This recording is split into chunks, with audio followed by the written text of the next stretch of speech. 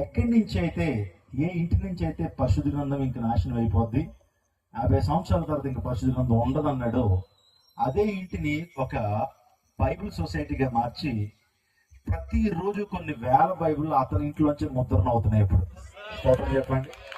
నీ విరోధముగా రూపించబడిన ఆయుధం వర్ధిల్లదు. బైబిల్ నాశనం ఎవ్వరూ చేయలేరండి. ఈ ప్రపంచంలో ఎన్ని ప్రభుత్వాలు వచ్చినా, ఎన్ని అధికారులు వచ్చినా దేవుని వాక్యం నిత్యము నిలుస్తుంది. ఆకాశము భూమిని గతించిపోతే కానీ దేవుని వాక్యం ఎన్నడూ గతించదు. ఒక జరిగిన సంఘటన చెప్తాను, చాలా జాగ్రత్తగా. ఒక నది దగ్గర ఒక ఆయన నదిలో పడవేసుకుంటూ జీవనాన్ని కొనసాగిస్తున్నాడు. అంటే ఆ వ్యక్తి ఏం చేస్తారంటే ఈ ఒడ్డు నుంచి ఆ ఒడ్డుకి కొంతమంది ప్రయాణికుల్ని మోసుకుంటూ వాళ్ళ దగ్గర కొంత డబ్బులు తీసుకుంటూ అలా జీవనాన్ని కొనసాగిస్తున్నాడు. ఒకరోజు ఆ నది దగ్గరికి ఒక పండితోత్తముడు వచ్చాడు. బాగా పండితుడు, జ్ఞానం కలిగిపెట్టేవాడు. వచ్చి, ఒరే అవతలకి తీసుకెళ్తావా అని అడిగాడట. మా డ్యూటీ అదే కదండి, ఎక్కండి సార్ అని ఎక్కించుకున్నాడు. ఎక్కించుకున్న తర్వాత వాస్తవానికి ఈ పండితుడికి ఆ పామరు అనేటువంటి పడవ నావికుడు చాలా అసహ్యంగా కనబడుతున్నాడు. అతనికి చదువు లేదని, శుభ్రంగా లేదని చాలా అసహ్యంగా చూస్తున్నాడు. చూస్తున్నప్పుడు మరి తప్పదు కదా, పడవెక్కాడు.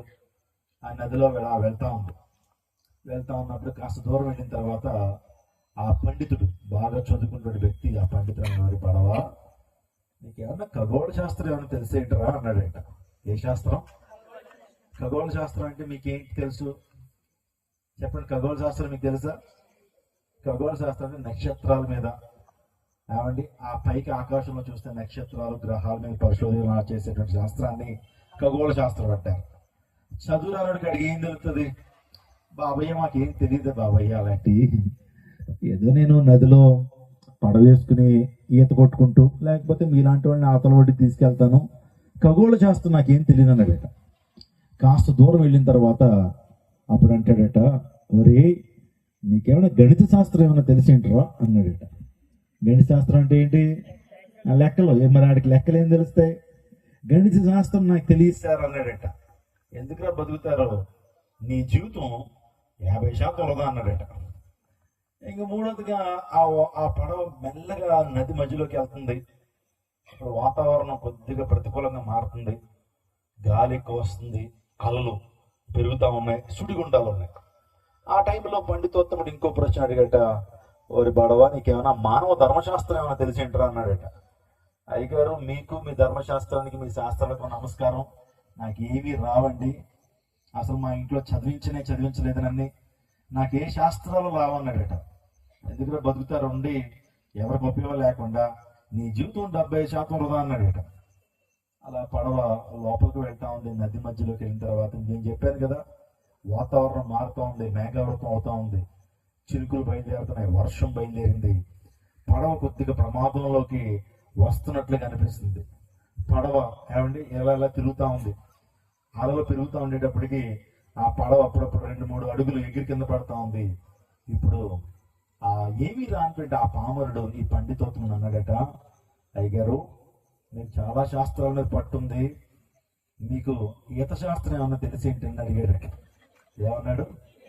ఈత శాస్త్రం ఏమన్నా తెలిసిందానంటే అప్పుడు ఆ పండితుడు అన్నాడు, అది నాకు అన్ని శాస్త్రాలు తెలుసురా, ఈతే రాదు నాకు, అన్ని శాస్త్రాల మీద మనకేముంది, సమగ్రమైన పట్టు ఉంది, కానీ ఈత శాస్త్రం తెలియదు అన్నాడట. అయ్యగారు అసలైన శాస్త్రాన్ని మీరు నేర్చుకోలేకపోయారు, నాకు ఏ శాస్త్రాలు రాకపోయినా ఈత శాస్త్రం బాగా తెలుసు, ఈ పడవ ప్రమాదంలో ఉంది, నాకైతే ఈతొచ్చు, నేను ఈత కొట్టుకుని అవతలకి వెళ్ళిపోతాను, మరి మీ పరిస్థితి ఏంటో చూడండి అంటున్న టైంలోనే పడవ బోల్తా పడింది. అన్నీ తెలుసు అనుకున్నటువంటి ఆ పండితుడు నదిలో మునిగి చచ్చిపోయాడు. ఏమీ రానటువంటి వాడు అసలైన శాస్త్రం, ఈత శాస్త్రం తెలిసింది, గట్టుకు చేరి రక్షించబడ్డాడు. ఇది ఎందుకు చెప్పాను తెలుసా? ఈరోజు నాకు ఎంత జ్ఞానమైనా నీకు ఉండొచ్చు, నీకు ఎంత జ్ఞానం, అన్ని అంశాల మీద జ్ఞానం ఉండొచ్చేమో, కానీ నిత్యరాజ్యాన్ని పొందుకునేటువంటి జ్ఞానం లేకపోతే నువ్వు పొందుకునే జ్ఞానం అంతా శూన్యమే. నేను అంటాను, ఈత శాస్త్రం అంటే రక్షణ శాస్త్రం. రక్షణ పొందేటువంటి అనుభవం నువ్వు కలిగి ఉంటే, రక్షణ పొందినటువంటి వ్యక్తి అయితే నువ్వు ధన్యుడివి. ఈరోజు నువ్వు అన్యుడిగా ఉన్నావా, ధన్యుడిగా ఉన్నావా? యేసయ్యను నమ్ముకున్న వ్యక్తి అయితే నువ్వు ధన్యుడివి. లేకపోతే ఇంకా అన్యుడిగానే ఉన్నావు అనుకోండి, నీకు ఎంత తెలిసినా, ఎంతమంది గురించి నీకు తెలిసినా, రక్షణ లేకపోతే నువ్వు నిత్యరాజ్యాన్ని సంపాదించుకోలేవు. ఈ సువార్త సభలు ఎందుకు? పాస్టర్ మోషే గారికి వారి తండ్రి గారికి డబ్బులు ఎక్కువ పెట్టారా? చెప్పండి. ఎందుకు ఇలాంటి సువార్త సభలు ఎందుకు జరుపబడుతున్నాయి? మీరందరూ కూడా రక్షణ లేనటువంటి వారు రక్షణ పొందాలి, రక్షణ పొందిన వారు ఉజ్జీవం పడాలని ఈ సువార్త సభలు ఎంతో ప్రయాసతో ఏర్పాటు చేశారు. కాబట్టి దేవుని వాక్యాన్ని మీరు విన్న తర్వాత ఒక నిశ్చయతలోకి మీరు రావాలి. దేవుని వాక్యాన్ని ఎవరు అందిస్తున్నా సరే సాత్వికంతో దాన్ని వినాలి. ఏం చేయాలి? సాత్వికంతో దేవుని వాక్యాన్ని అంగీకరించాలి. ఇది నా కొరకే. చాలా మంది దేవుని వాక్యాన్ని వింటారు, విడిచిపెట్టేస్తారు. దేవుని వాక్యాన్ని వారి జీవితంలో అప్లై చేయరు, వారి జీవితంలో అన్వయించుకోరు. ఈ చెవితో వింటారు, ఈ చెవితో విడిచిపెట్టేస్తారు. సో విన్న ద్వారా విశ్వాసము, విన్నటువంటి దాన్ని మన జీవితంలో ఏం చేయాలి? అనుసరించాలి. దేవుని వాక్యం శక్తివంతమైంది, దేవుని వాక్యం చాలా ప్రభావవంతమైంది. దేవుని వాక్యం నీకు స్వస్థనిస్తుంది. దేవుని వాక్యం వెల్లడితోనే నీ జీవితంలో చీకలంతా పోయి వెలుగు వస్తుంది. కానీ నీ జీవితంలో దేవుని వాక్యం ఏం చేయాలి? నువ్వు చేయాలి, అప్లై చేయాలి. మందులు కొనుక్కుంటావు, మందులు కొనుక్కొని మీ ఇంట్లో అలమరలో పెట్టుకుంటావు. ఎలా తగ్గుతుందా? తగ్గుతుందండి? తగ్గదు. దాని లోపలికి ఏం చేయాలా? వేసుకోవాలి.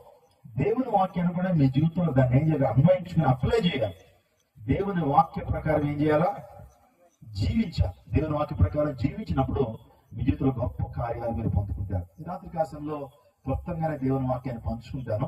ఈ రోజున ఎవరిపై నీ భారాన్ని ఉంచాలి? ఎవరిపై నీ భారాన్ని ఉంచాలి? ఎవరిని ఆశ్రయించాలి? ఎవరి మీద నీ నమ్మకాన్ని పెట్టుకోవాలి అనే అంశం గురించి మీతో మాట్లాడడానికి ఇష్టపడుతున్నాను.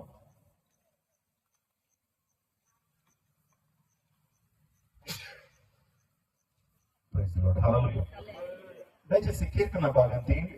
కీర్తనలో 22వ కీర్తనలో చదువుకుందాం. కీర్తనలో 22వ కీర్తనలో చదువు. యెహోవా మీద నీ భారం మోపము, ఆయన వారిని విడిపించునేమో. వారు అతనికి ఇష్టలు కదా, ఆయన వారిని. చూడండి, ఇక్కడ కీర్తనకారుడు 22వ కీర్తన అంటున్నాడు, యెహోవా మీద నీ భారము మోపము. చూడండి, దావీదు ఒక ప్రవక్తగా మనకు కనబడతాడు. దావీదు ఎంతమంది తెలుసు? Praise God. దావీదు దేవునికి హృదయానుసారైన మనుషుడు, a man after God's own heart అని పిలవబడ్డాడు. ఎందుకు దావీదు దేవుని హృదయానుసారుడు? చెప్పండి. దేవుడికి ఎందుకు ఇష్టడుగా మారాడు దావీదు? కారణాలు ఏంటి?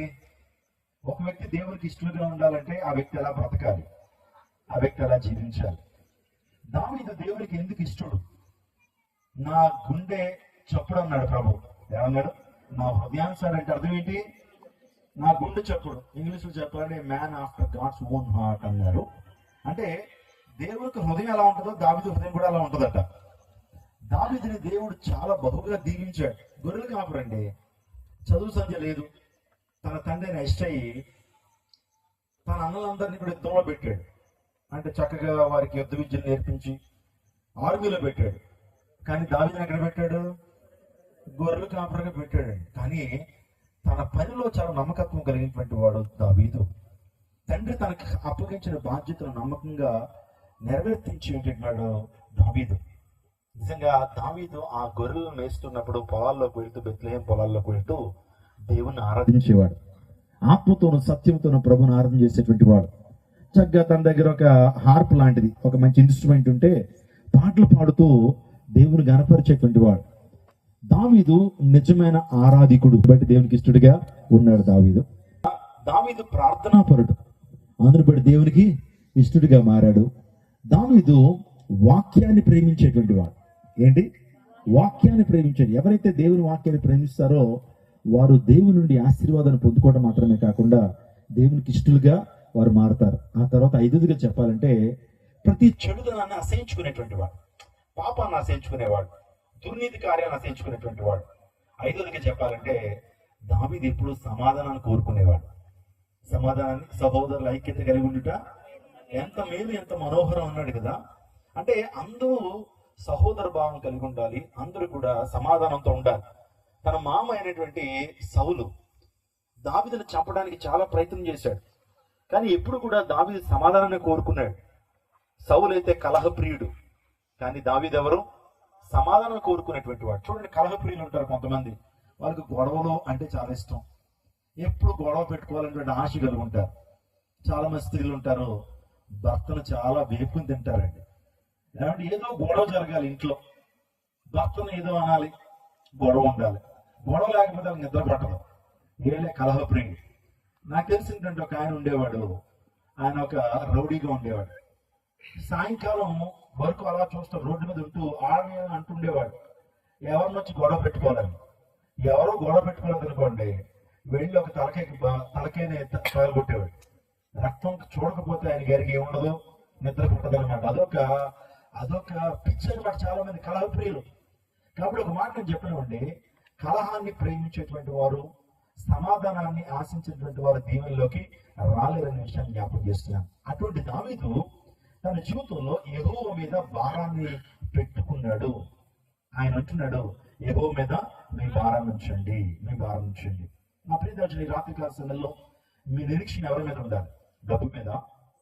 మీ నిరీక్షణ ప్రజల మీద, రాజుల మీద, అధికారుల మీద కాదు. రాజులను ఆశ్రయించుట యెహోవాను ఆశ్రయించుట మేలు అనే మాట మనం చూస్తుంటాం. అవును, దేవుని మీద మనం నమ్మకాన్ని పెట్టుకోవాలి, దేవుని మీద మన ఆశ్రయాన్ని పెట్టుకోవాలి, ఆయన మీద మన భారాన్ని ఉంచాలి. తద్వారా మా దేవుడు మన జీవితాల్లో శాంతిని, సమాధాన ప్రభావం ఇస్తాడు. ప్రయాసపడి భారం మోస్తున్న సంవత్సరాల నా ఎదుటి నేను మీకు విశ్రాంతిని ఇస్తాను. చూడండి, ప్రజలకు అన్నీ ఉంటున్నాయి కానీ వారి జీవితంలో శాంతి ఉండట్లేదు. మనిషి డబ్బు సంపాదిస్తున్నాడు, మనిషి పొలాలు భూములు కొంటున్నాడు, వజ్ర వైడూర్యాలు సంపాదిస్తున్నాడు, ఆ బంగారం వెండి ఇవన్నీ కూడబెట్టుకుంటున్నాడు. కానీ మనిషి జీవితంలో నిజమైన శాంతి ఉండట్లా. శాంతి కోసం అనేకమైన యాగాలు చేస్తున్నాడు, శాంతి కోసం ఎన్నో తపాలు చేస్తున్నాడు, శాంతి కోసం ఎన్నో వ్రతాలు చేస్తున్నాడు. కానీ మనిషికి నిజమైన శాంతి ఉండట్లా. మీకు తెలుసా, మన భారతదేశంలో ప్రతి 8 నిమిషాలకి ఒక వ్యక్తి ఆత్మహత్య చేసుకుంటున్నాడు. 8 నిమిషాలు అంటే నేను వాక్యం ప్రారంభించాను కదా, వాక్యం ప్రారంభించి 8 నిమిషాలు అయిందా? ఎక్కడో మన భారతదేశంలో ఎవరో సూసైడ్ చేసుకుంటారు. అంటే ఎందుకు సూసైడ్ చేసుకుంటున్నారు? సూసైడ్ అంటారు ఇంగ్లీష్ లో ఆత్మహత్యని. ఆత్మహత్య చేసుకుంటుంటే వారు ఎందుకు చేసుకుంటున్నారంటే అధ్యయనాలు చెప్తున్నాయి, డబ్బు లేక కాదు, వారికి పలుకుబడి లేక కాదు, బంగారు ఆభరణాలు లేక కాదు, వారికి శాంతి లేక అనేక మంది ఆత్మహత్యలు చేసుకున్నారు. నిజమైన శాంతి వారి జీవితంలో లేదు. నిజమైన శాంతి ఏదో ఒంటరితనాన్ని మనిషి అనుభవిస్తున్నాడు, కలవరంతో మనిషి జీవిస్తున్నాడు, మరణం తర్వాత ఏమవుతుందనే భయంతో మనిషి జీవిస్తున్నాడు. మనిషి జీవితంలో కలవరం ఉంది, ఆందోళన ఉంది, భయం ఉంది. భయం గుప్పిట్లో మనిషి ఉంటున్నాడు. ఏదో రకమైన భయం. కొంతమంది చీకటంటే భయం, తమ నీడను చూసుకుని వాళ్ళే భయపడతారు చాలా మంది. తమ నీడను చూసుకుని, కొంతమందికి బొద్దింకలు అంటే భయం, పాములు అంటే భయం, కొంతమందికి ఆయన గారంటే భయం, కొంతమందికి ఆ లావుడంటే భయం. ఏదో రకమైన భయం భయం భయం భయం. నువ్వు దేనికి భయపడినా భయపడకపోయినా మనిషి మరణానికి భయపడతాడు. మనిషి దేనికి భయపడతాడు? మరణం. కడపడి నశింపు చేయు శత్రువు మరణం. మరణానికి ప్రతి ఒక్కరు భయపడాల్సిందే. ఒక మాట చెప్పానండి, ప్రభుత్వ దేవుడు మాట్లాడుతున్నాడు, చిన్న మంద భయపడకుడి అన్నాడు. స్తోత్రం చెప్పండి. చిన్న మంద భయపడకుడి, నేను మేలు చేయ ఉద్దేశించాను కనుక భయపడొద్దు అన్నాడు. మీ జీవితాల్లో దేవుడు మేలు చేయడానికి నేను ఈ ప్రాంతాన్ని నడిపించాను. ఈ రాత్రి కాల సమయంలో ఒక మేలును ప్రభు నీ కోసం దాచిపెట్టాడు. భయపడొద్దు, దేనికి భయపడద్దు. నా బిడ్డల పరిస్థితి ఏంటి, నా యొక్క ఆరోగ్య పరిస్థితి ఏంటి, నా ఆర్థిక పరిస్థితి ఏంటి అని భయపడద్దు. ప్రభు మీద మీ భారం ఉంచండి. మీ జీవితంలో మీ భారాన్ని అంతా దించివేసి శాంతిని, సమాధానాన్ని ప్రభు అనుభవించేటువంటి వాడు. మొదటి చెప్పాలంటే నా ఆత్మ మజబూతు కాబట్టి భయపడద్దు అన్నాడు. ఏంటి? నా ఆత్మ అంటే దయ్యం కాదు, దేవుని ఆత్మ. సో మానవుల్లో 3 ప్రాముఖ్యమైన భాగాలు ఉన్నాయి. చూడండి, ఇక్కడ నేను పాల్ ఇమాన్యుయల్ నా పేరు. నేను పైకి నా శరీరం మాత్రమే కనబడుతున్నాను, కానీ లోపల 2 ప్రాముఖ్యమైన అంశాలు ఉన్నాయి. నా లోపల ప్రాణం ఉంది, ఆ ప్రాణం లోపల ఆత్మ ఉంది. అర్థమవుతుందా? మనిషి 3 ప్రాముఖ్యమైన భాగాలు కలిగి ఉంటాడు. మనిషి 3 ప్రాముఖ్యమైన భాగాలు ఉంటున్నాయి. అందరినీ నీ శరీరం మాత్రమే చూస్తున్నాను, కానీ లోపల ప్రాణం ఉందా? ఎలా తెలుసు? ప్రాణం ఉందా లేదా మనకి? ప్రాణం ఉంది కాబట్టి ఊపి పీల్చుకుంటున్నాం. ప్రాణం పోతే పేల్చడం సేవలో ఉంటాం అక్కడ. అర్థమైందండి? ప్రాణం చూపించండి అంటే చూపించబడేటువంటి వస్తువు అది. ప్రాణం కనబడదు, ప్రాణం కనబడదు. ఆ తర్వాత ఆత్మ, లోపల ఏముంది? ధరుని ఆత్మ యెహోవా పెట్టిన దీపం. మనలో దేవుడు ఏం పెట్టాడు? ఒక దీపాన్ని పెట్టాడు. ఆ దీపం పేరేంటి? ఆత్మ పెట్టాడు. కొబ్బరికాయ ఎంతమంది చూశారు? కొబ్బరికాయ పచ్చడి చేసుకుంటారు కదా మీరు. ఆ కొబ్బరికాయలో 3 భాగాలు ఉంటాయి. ఒకటి పైన పీచు, రెండోది టెంక, మూడోది కొబ్బరి. ఏది ప్రాముఖ్యం అమ్మా? కొబ్బరి కదా. మన శరీరం కూడా కొబ్బరికాయ లాంటిదే. ఈ పైన పీచు ఉంటుంది కదా కొబ్బరికాయకి. మన శరీరం కూడా పీచు లాంటిదే. ఈ పీచుని ఏదో ఒక రోజు ఎక్కడ పెట్టేయాలా? మట్టిలో పాతి పెట్టాలి, లేకపోతే అగ్నికి ఆహుతి చేసేయాలి. ఈ పీచు ఎక్కువ కాలం ఉండదు. ఈ పీచు వాడిపోతూ ఉంటుంది, శరీరం వాడిపోతూ ఉంటుంది. ఇదే యవ్వనం. యవ్వనం నాకు ఉంటుందా? కొన్ని సంవత్సరాలు అయ్యేటప్పటికి ఏమవుతుంది? యవ్వనం పోతుంది, పీచు ఏమవుతుంటుంది చెప్పండి? ఏ రోజుకి ఏ నాటికైనా సరే ఈ యొక్క మరణం అనేది మనం ఖచ్చితంగా అనిపించాలి. నువ్వు మన్ను కాబట్టి తిరిగి మనం అయిపోతా ఉంటాం. అదో ప్రాణం అనేటువంటిది గాల్లోకి వచ్చింది కాబట్టి అది తిరిగి గాల్లోకి కలిసిపోద్ది. సో కొబ్బరికాయలో ఆ పీచు అనేది మన శరీరానికి పోలికైతే, సో ఆ టెంక్ అనేటువంటి ప్రాణానికి పోలికైతే, అత్యంత ప్రాముఖ్యమైనది గుజ్జు ఆ కొబ్బరి ఆత్మ. ఆత్మకి ఏమి లేదు? చావు లేదు. ఆత్మకి ఏమి లేదు? మరణం లేదు. ఆత్మకు చావు లేదు. ఆత్మ దాన్ని దయచే దేవుని దగ్గరికి వెళుతుంది. దేవుని దగ్గరికి నిత్యత్వానికి ఆత్మ వెళ్ళి తీరాల్సిందే. అర్థమవుతుందా? ఇప్పుడు నా ప్రియదర్శనాగమా, నీ యొక్క భారము ప్రభు మీద వేసినప్పుడు ఆయన నిన్ను ఆదుకుంటాడని దేవుని లేఖనం సెలవిస్తూ ఉంది. నా ఆత్మ మధ్యలో కాబట్టి మీరు భయపడద్దు. పరిశుద్ధాత్మ దేవుడు మనకు కానుక ఇచ్చారు. ప్రభు యేసుక్రీస్తు ప్రభు ఈ లోకానికి వచ్చి తన నిష్కలంకమైన పవిత్ర రక్తాన్ని కాచిన తర్వాత ఆయన వాగ్దానం చేసిన ఆత్మను మానవులకు ఇచ్చాడు. ఆయన ఆదరణకర్త, సత్యస్వరూపి ఆత్మ మీ వద్దకు వస్తారు, మీరు ధైర్యంగా ఉండండి అని ప్రభు చెప్పారు. నేను వెళ్ళి ఆదరణకర్తను మీ వద్దకు పంపిస్తానని చెప్పారు. ఆ పరిశుద్ధాత్మ ఏం చేస్తారు? ఆయన ఇటువంటి కార్యం చేస్తారంటే మనల్ని నీతి గురించి పాపాల గురించి ఒప్పింపు చేస్తారు. ఆయన నువ్వు ఇలా కూర్చుని దేవుని వాక్యాన్ని వింటున్నావంటే పరిశుద్ధాత్మే నిన్ను ఏం చేస్తున్నారు చెప్పండి? పరిశుద్ధాత్మ మిమ్మల్ని ప్రేరేపించి కూర్చోబెట్టారు ఇక్కడ. దేవుని వాక్యాన్ని వినమని ప్రాసెస్ ఎవరు? పరిశుద్ధాత్మ. ఆయన నువ్వు ఏం చేస్తారంటే నీతి గురించి పాపాల నుంచి ఒప్పింపు చేస్తుంటాడు. దేవుని సేవకుడు దేవుని వాక్యం అందిస్తున్నప్పుడు నిన్ను గ్రహింపులోకి తీసుకెళ్లేటువంటి వాడు ఎవరు? పరిశుద్ధాత్మదే. పరిశుద్ధాత్మ దేవుడు ఇంకో మాట చెప్పనా, మిమ్మల్ని అందరినీ కూడా 2వ రాకడ కొరకు సిద్ధం చేస్తాడు ఆయన. స్తోత్రం చెప్పండి. మిమ్మల్ని అందరినీ 2వ రాకడ కొరకు సిద్ధం చేయడం మాత్రమే కాకుండా మీలో ఉన్న భయాన్ని పోగొడతారు. ధైర్యంగా మీరు ఉండగలుగుతారు. ప్రతి దాన్ని ధైర్యంగా ఎదుర్కొనగలుగుతారు. For God has not given us spirit of timidity. దేవుడు మనకు పిరికితనమైన ఆత్మను ప్రభు మనకు ఇవ్వలేదు. శక్తియు, ప్రేమయు, ఇంద్రియ నిగ్రహం కలిగిన ఆత్మనే ప్రభు మనకు అనుగ్రహించారు. కాబట్టి మీ యొక్క జీవితంలో దేని గురించి చింతపడద్దు. చింతపడటం ద్వారా మీ జీవితంలోకి కలిగేటువంటి ప్రయోజనం లేదు. ఫిలిప్పీయులకు రాసిన పత్రిక 4వ అధ్యాయం 6వ వచనం చదువుకుందాం. ఫిలిప్పీయులకు రాసిన పత్రిక 4వ అధ్యాయం 6వ వచనం. దయచేసి ఎవరైనా చదవడం ముందున్నటువంటి వారు ఫిలిప్పీయులకు రాసిన పత్రిక 4వ అధ్యాయం 6వ వచనం చదువుదాం. అమ్మా, దేని గురించి చింతపడకూడదు కానీ ప్రతి విషయంలోనూ ప్రార్థన విజ్ఞాపముల చేత కృతజ్ఞతాపూర్వకంగా మీ విన్నపములు దేని గురించి చింతపడదు. Don't be anxious for anything. దేని గురించి చింతపడదు. ప్రతి విషయంలో ఏం చేయాలా? ప్రార్థన చేయాలి. మనం రివర్స్ చేస్తాం. ఏంటది? మనం దేని గురించి ప్రార్థన చేయం, ప్రతి విషయంలో కూడా చింతపడతాం. దేవుడు ఏమన్నాడు? మీరు దేని విషయంలో చింతపడద్దు, ప్రతి విషయంలో ఏం చేయండి? ప్రార్థన చేయండి. నాకు ఒక సహోదరు తెలుసు, ఆమె వంటగదిలో వంట వండుతున్నప్పుడు ప్రార్థన చేస్తుంది. ప్రభు ఎంత ఉప్పు వేయమంటావని. దానికి కూడా ప్రార్థన చేయాలి. అవును ప్రభు, నీ నడిపి నాకు ఇవ్వయ్యా. ఒకవేళ మా ఇంటికి చాలా మంది చుట్టూ ఉప్పు ఎక్కువైపోతే వాళ్ళు ఇబ్బంది పడతారు, ప్రభు నువ్వు సహాయం చేయని. ఉప్పు వేసే విషయంలో కూడా దేవుని ఏమడుతుంది? సహాయం కోరత తప్పలేదు. మీరు నవ్వారు చాలా మంది. ప్రతి విషయాన్ని మన దేవుణ్ణి అడగచ్చు. దేవునిలో ప్రార్థన చేయాలి. ప్రతి విషయం మందు ప్రార్థన మనం చేయాలి. నా ప్రియదేవుడు, నాకు మొదటి పేతురు రాసిన పత్రిక 5:7 ఆయన మిమ్మల్ని గురించి చింతించున్నాడు కనుక మీ చింత యావత్తు ఆయన మీద వేయండి. ప్రభు మీ పట్ల ఏం కలిగి ఉన్నాడట? చింత కలిగి ఉన్నాడట.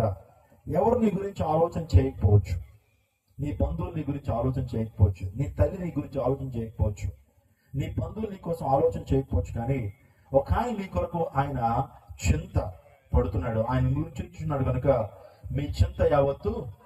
ఈ రోజున విశ్వాసం కలిగినటువంటి వారు చింతపడరండి. దేవుని మీద విశ్వాసం ఉంచేటువంటి వారు చింతపడరు. వారు నిశ్చయంగా ఉంటారు, కదలక వారు సియోను కొండవలే ఉంటారు. విశ్వాసంతో మనం నింపబడుతున్నప్పుడు మనం ధైర్యంగా ఉండగలుగుతాం. ఒక సన్నివేశం చెప్తాను, వినండి. విశ్వాసము మన జీవితాల్లో గొప్ప కార్యం తీసుకొస్తుంది. విశ్వాసము ద్వారానే స్వస్థత, విశ్వాసం ద్వారానే అద్భుతాలు, విశ్వాసం ద్వారా మన జీవితాల్లో ఆర్థికపరమైన ఇబ్బంది నుంచి మనకు విడుదల మనం పొందుకుంటాం. అభిదర్శనాగమా. సో అమెరికా దేశంలో కొన్ని విమానాలు ఎగురుతూ ఉంటాయి. విమానాలు పైకి ఎగిరినప్పుడు ఏంటంటే కొన్ని మేఘాలు ఉంటాయండి. ఆ మేఘాలలోకి వెళ్ళినప్పుడు ఏమవుతుందంటే విమానం చాలా ప్రతికూల పరిస్థితులకు వచ్చేస్తుంది. మీకు తెలుసా, వైఎస్ రాజశేఖర రెడ్డి గారు వర్షం పడుతున్నప్పుడు ఆయన హెలికాప్టర్ వెళ్ళాడు. హెలికాప్టర్ ఏమైంది? కూలిపోయింది. ఎందుకు కూలిపోయిందో తెలుసా? ఆ మేఘాలు, కొన్ని మేఘాలు ఉంటాయి, అది ఏం చేస్తుందంటే ఆ హెలికాప్టర్ శక్తినంతా కూడా ఏం చేస్తుంది? లాగేసుకుంటుంది. అది ఇంకా విమానంలో శక్తి అంతా అది లాగేసుకున్న తర్వాత విమానం పడిపోయేటువంటి అవకాశాలు ఉంటాయి. అంత మాత్రమే కాకుండా విమానం పైకి వెళ్తున్నప్పుడు కొన్ని ప్రత్యేకమైనటువంటి మేఘాలు ఉంటాయి. ఆ మేఘాలు వచ్చినప్పుడు విమానం అంత ఎత్తు నుంచి కిందకు వచ్చేస్తుంది. దాన్ని ఇంగ్లీష్లో ఏమంటారంటే టర్బులెన్సెస్ అంటారు. సో ఎక్కువ అమెరికా దేశంలో ఎక్కువ ఉంటాయండి. అలాంటి ఒక విమానంలో చాలా మంది ప్రయాణికులు వెళ్తున్నప్పుడు ఇంకా ఆ రోజు ఇక నేను చెప్పాను కదా, నా మేఘాలు ఎప్పుడైతే ఆకాశంలో ఉండగానే విమానం అంత ఎత్తు నుంచి ఒక 1000 కిలోమీటర్ల కిందకు వచ్చేస్తుంది, 1000 అడుగులు. మళ్ళీ పైలట్ ఏం చేస్తున్నాడు? మళ్ళీ పైకి తీసుకెళ్తున్నాడు, మళ్ళీ కింద దింపేస్తున్నాడు. ఇంకా లోపల ఉన్న వాళ్ళకి అందరికీ వామిటింగ్స్ అయిపోతున్నాయి, అంటే వాంతులు అయిపోతున్నాయి. ఆ తర్వాత అందరికి భయం, ఏ రోజుతో అయిపోయింది మా జీవితం, ఈ విమానం ఎక్కడో ఏమవుతుంది? క్రాష్ అయిపోద్ది, కూలిపోద్ది అంటున్న టైంలో ఆ విమానంలో మొదటి వరుసలో 12 సంవత్సరాల పాప ఉందంట. ఆ పాప మాత్రం చెక్కు చెదరకుండా ఉందటండి. అందరూ భయంతో గజగజలాడిపోతుంటే ఆ పాప మాత్రం పాటలు పాడుతుందట. ఆ పాప ఏం చేస్తుంది? పాటలు పాడుతుందట.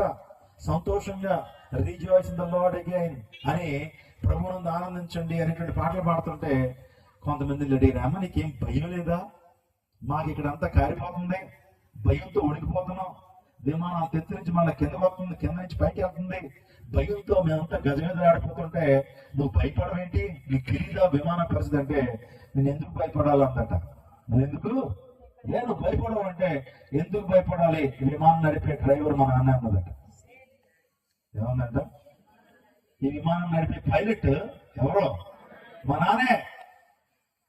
మా నాన్న నేనున్నాను కదా, ఎంత ప్రతికూలమైనా సరే గమ్యానికి చేరుస్తాడు. మా నాన్న మీద ఆ నమ్మకం, విశ్వాసం నాకు ఉంది. మా నాన్న అద్భుతమైన డ్రైవర్, నేనున్నాను కదా, నా ప్రాణం నిలబెట్టడం కోసమైనా సరే, ఎంత రిస్క్ చేసైనా సరే ఎయిర్పోర్ట్ లో మా నాన్న ఏం చేస్తాడు? దింపుతాడు, ల్యాండ్ చేస్తాడు అన్నదట. ఆశ్చర్యపోయారు. నిజమే, మన జీవితం కూడా జీవితంలో ఒక విమాన ప్రయాణమే. విమానంలో వెళ్తున్నప్పుడు అనేకమైన ఆటంకాలు వస్తాయి, ప్రతికూల పరిస్థితులు వస్తాయి. కానీ ఆ విమానం నడిపే నాయకుడు ఎవరో? ప్రభువుని యేసయ్యను నాయకుడిగా పెట్టుకున్నాం అనుకోండి, ఎన్ని ఇబ్బందులు వస్తున్నా, ఎన్ని ప్రతికూల పరిస్థితులు వస్తున్నా, ఆర్థిక ఇబ్బందులు వస్తున్నా, అనారోగ్యాలు వస్తున్నా, సూటిపోటీ మాటలు వస్తున్నా, గమ్యానికి చేర్చేటువంటి నీ ప్రభు నీతో ఉన్నప్పుడు నువ్వు దేనికి భయపడినా? స్తోత్రం చెప్పండి. హల్లెలూయా. నేను దేనికి భయపడినండి. భయపడడం అంటే సో ప్రభు మీద భారం ఉంచుతాను. ప్రభు నువ్వు నడిపించుకునేటువంటి వాడు, నీవు పిలిచిన వాడు, నమ్మదగిన వాడు. నన్ను పిలుచుకున్న వాళ్ళు ఎవరు? మనుషులా? నువ్వు పిలుచుకున్నావు. సో నన్ను అవమానకరంగా నువ్వు నన్ను చెయ్యు, నా చింత యావత్తు నీ మీద వేస్తాను. I will cost out every anxiety upon you because you cares for me.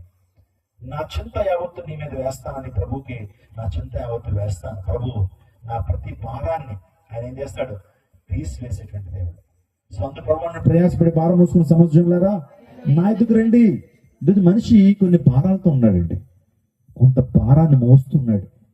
పైకి నువ్వు అలా ఉన్నావు కానీ ఏదో భారాన్ని మోస్తున్నావు. అదొకవేళ పాపభారమేమో.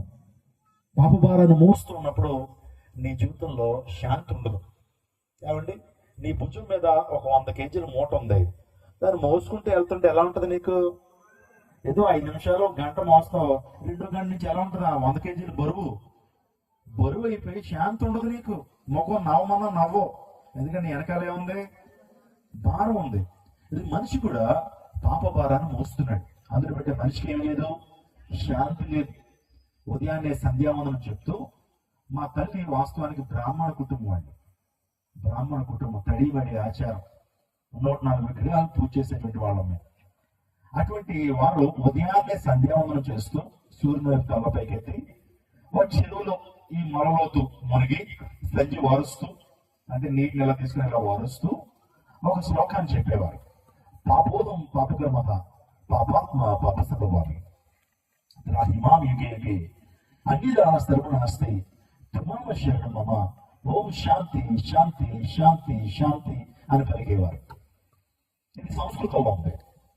దేవుని వైపు సూర్యుని వైపు వారి తలల పైకెత్తి పాపోహం అహం పాపి, అంటే నేను పాపిని, నేను పాపంలో పుట్టాను. పాపకర్మ అంటే నా కర్మలు పాపం.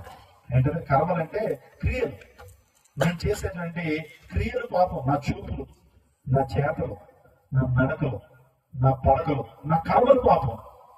పాపాత్మ పాప సంభవామి, నేను పాపంలో పుట్టాను, పాపంలో పెరుగుతున్నాను, నా క్రియలు పాపం. అన్ని దావాసనం రాస్తే అంటే నువ్వు తప్ప నాకు దిక్కులు ఎవరు లేరు. ఎవరు అంటున్నాడు? దేవుడు అంటున్నాడు, నువ్వు తప్ప అన్ని దావాసనం రాస్తే తుమామ శరణం మమ ఓం శాంతి శాంతి శాంతి.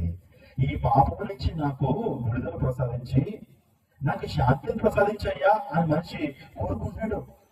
అప్పుడే మనిషి శాంతి కలుగుతుంది. పాప భారాలు మోస్తున్నంతసేపు నీ జీవితంలో ఏముండదు చెప్పడు, శాంతి ఉండదు. దుష్టుని ఏ ఒక్కరు తలపకుండానే పారిపోతాడంట. కానీ నీతి మంది ఎలా ఉంటాడు? నీతి మంది ఎలా ఉంటాడు? సింహం వల్ల ధైర్యంగా ఉంటాడు.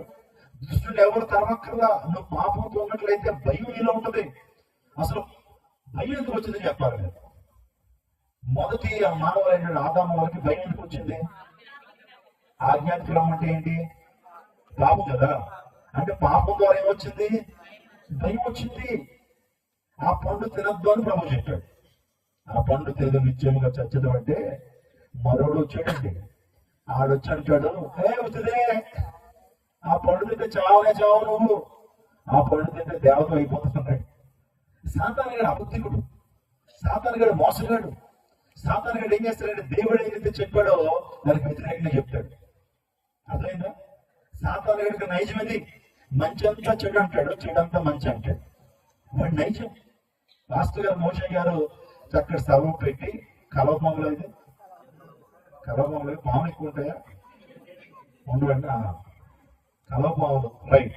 కలవపాముల్లో మంచి సభలు పెట్టి దేవుని సేవకులు పిలిచి ఎంతో ప్రయాసతో పిలిచి, రెండయ్యా దేవుని స్వార్థం మంచి మాటలు అయ్యా, మీ జీవితాన్ని మార్చే ఈ మాటలంటే జీవితాలు మారిపోతాయి, మీ జీవితంలో అద్భుతాలు జరుగుతాయంటే ఎంతమంది వచ్చారు? ఎంతమంది వచ్చారండి? నాకు ఇక్కడ ఒక 400 మంది కనపడుతున్నారు. 400. అలా కాకుండా మన పాస్టర్ గారు మోషే గారు ఇదే స్థలంలో రికార్డింగ్ డాన్స్ అయితే అది పాస్టర్ గారు అన్న గ్రౌండ్ నిండిపోద్దట. గ్రౌండ్ నిండిపోద్ది అంటే మీరు ఆలోచించేయండి. పాపం అంటే చెప్పనా, మీ కలవపాములు కాబట్టి పాపం గురించి నేను చెప్తాను. పాపం అంటే గుర్తుపెట్టుకోండి, మధ్య లక్ష్యం తీసేయండి. పాపంలో తీసేయండి. ఏమొచ్చింది? పాము. పాపం అంటే ఏంటి? పాము విషం. పాము విషయం శరీరంలోకి ఏమవుతుంది చెప్పండి? కొన్ని పాములు కలిస్తే పావులుగా చచ్చిపోతారు. నేను సౌత్ ఆఫ్రికా అనే దేశానికి వెళ్ళాను. ఎక్కువగా జంతువులు ఉంటాయి అక్కడికి. స్వాత ప్రపంచానికి వెళ్తే అక్కడ బ్లాక్ మాంబా అని ఉంటుంది. ఏంటది? Black mamba. నల్లగా ఉంటుందండి. అది కలిసిందంటే 10 నిమిషాలు మనం చచ్చిపోతాడు. బ్రెయిన్ లోకి వెళ్ళిపోతుంది విషయం. చాలా పాయిజనస్ స్నేక్ అన్నమాట. మన భారతదేశంలో నల్ల త్రాసు, దాన్ని అంటే కింగ్ కోబ్రా అంటారు. 16 అడుగులు 18 అడుగులు ఉంటుంది. కాటేస్తే ఒక అరగంటలో కనుక హాస్పిటల్ తీసుకెళ్లి ట్రీట్మెంట్ చేయకపోతే మనిషి చచ్చిపోతారు. చాలా ప్రమాదకరం పాములు. ఇది పాపం కూడా అంతే ప్రమాదకరమైంది. ఒకవేళ మీరు ఒక విషయాన్ని మిమ్మల్ని అడుగుతాను, పాము కరిచిన వ్యక్తి నిజంగా వ్యక్తి పాము కరిచిందో లేదో ఎలా పరీక్షిస్తారు మీరు? మీ అబ్బాయి రాత్రి వేళల్లో ఇంట్లో చెల్లి అమ్మ అలా బయటికి వెళ్ళి వస్తానని వెళ్ళి ఇంకేంటమ్మా పాము కరిసేసింది అన్నాడు. అప్పుడు మీ కుర్రోడ్ని పాము కరిసేసిందో లేదో మీకు ఎలా తెలుసుకుంటారు మీరు? అమ్మా సిమ్టమ్స్ గుర్తులు ఏంటండి? శరీరంలో పాము కాదు, పాము నాకు కనిపించట్లేదు అనుకోండి, కానీ పాము కరిసింది అంటున్నాడు. మేము వాడు ఏదో తాడు తొక్కొచ్చాడు, పాము అంటున్నాడు. ఏం చేయాలి అప్పుడు? భయపడిపోయి గజగజలాడిపోయి ఇంకేంటి నాకు పాము కరిసిందని తడవాడు వేసేస్తారు. అప్పుడు నేను ఏం చేయాలో చెప్తాను చూడండి. అసలు వాస్తవానికి నేను బస్తీ వాడిని, మీరు పల్లెటూరు నాకు చెప్పాలి మీరు. నేను చెప్తున్నాను చూడండి, తాడు తొక్కించి పాము అన్నాడు అనుకోండి, వాడికి నోట్లో కొద్దిగా ఉప్పు వేయండి, వాడు నవ్వరా అని చెప్పండి. వాడు ఉప్పు అంతా నవ్వలేసి చెప్పకుండా ఉన్నాడు అనుకోండి, అది పాము కరిసినట్టు.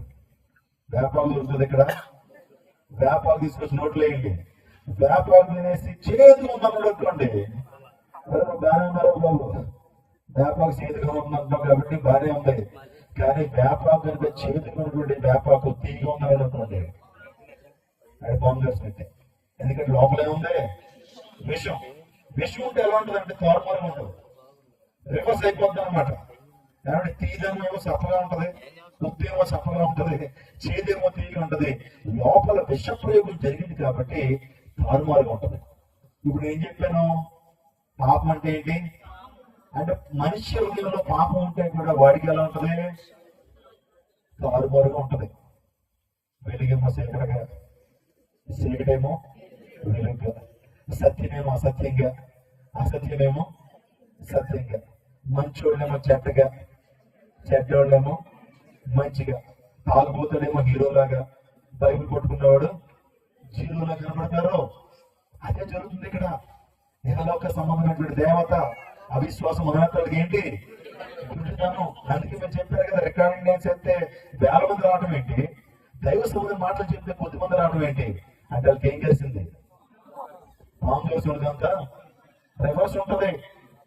అదేంటండి, పాము కలిసినదంతాకి రివర్స్ ఉంటది. అంటే చాలా మంది మీకు కూడా పాము కలిసింది అనుకోండి, పాపం చాలా రంజుగా ఉంటది, పాపం నీకు చాలా ఇష్టంగా ఉంటది. బైబిల్ పట్టుకుని దేవుని ముందరికి వస్తామని మేము ఏమని చేస్తావు, అదే మందు బాటిల్ పట్టుకుని రోడ్డు మీద తిరిగి అన్నం ఎంత తోడు చేయడం నా కలవపావుల్లో, అప్పుడు ఎంత హీరో అన్న నువ్వు అని ఆడుకుంటూ దేవుని సేవకులు ఏం చేస్తావు? అనేక మందికి ప్రేమ పంచుతూ పరిశుద్ధంగా జీవించండి, పాపాన్ని విడిచిపెట్టండి. సమాజంలో మంచి పంచుతున్నటువంటి దేవుని సేవకుడు ఏంటి? శత్రువు విరోధి. సమాజాన్ని పాడు చేస్తున్నటువంటి వారేమో హీరోలు. అంటే వాళ్ళకి ఏం చేసింది? పాపం అంట, ఆజ్ఞాతిక్రమే పాపం అన్నాడు. పాపం ద్వారా మనిషి చాలా నష్టపోతున్నాడండి. పాపం మనిషిని శారీరకంగా మాత్రమే కాదు, ఆత్మీయంగా కూడా చంపేస్తుంది. నీ పాపం వల్ల, పాపం వచ్చే జీతం ఏంటి? మరణం. పాపం వల్ల వచ్చేటువంటి జీతం మరణం. పాపం మనిషిని ఆత్మీయంగా చంపేస్తుంది. ఆ పండు తిరుగు నిత్యంగా చచ్చేదని పడవన్నాడు. చచ్చిపోయారా లేదా? చచ్చిపోయారా? చెప్పండి, ఏదో చెప్తున్నారు. ఆ పండు తిరుగు నిత్యంగా చచ్చదు అని ప్రభు అన్నాడు. ఆ పండు తినేసింది, అలా ఆయనకి ఇచ్చేసింది. బతిగా ఉన్నారుగా. Very good. వాళ్ళు శారీరకంగా బతుకున్నారు, కానీ ఆత్మీయంగా ఏమైపోయారు? చనిపోయారు. అంటే పాపం చేసినటువంటి వాడు ఆత్మీయంగా ఏంటి? నువ్వు పాపంతో జీవిస్తున్నంత కాలం నువ్వు బ్రతుకుతున్న శవానివి. అర్థమవుతుందా? జీవిస్తానని పేరు మాత్రం ఉంది కానీ నువ్వు మృతుడువే. ఎప్పుడు? రష్యా దేశంలో చాలా నావైపు చూడండి, మీకు అందరికి సౌండ్ వినపడుతుందా? స్తోత్రం చెప్పండి. చివరిలో కనపడుతుందా? వండర్ఫుల్. రష్యా దేశంలో ఎవడైనా మరొక వ్యక్తిని అరెస్ట్ చేశాడు అనుకోండి, మర్డర్ చేశాడు అనుకోండి, అక్కడ శిక్ష చెప్తున్నాం చూడండి.